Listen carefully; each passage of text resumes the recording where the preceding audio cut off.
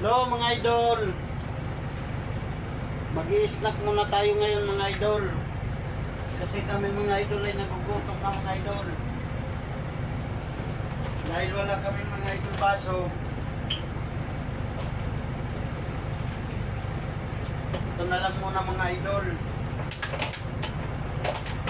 Kasi naalala ko mga idol nang nasa bundok pa kami. Kahit anong may inuman na pwedeng gamitin, Hayaan ka. pwede. Hindi na bundok ha. Inuulit ko, nasa bundok, magbubukid kasi kami noon. Ngayon, mga mekaniko na kami.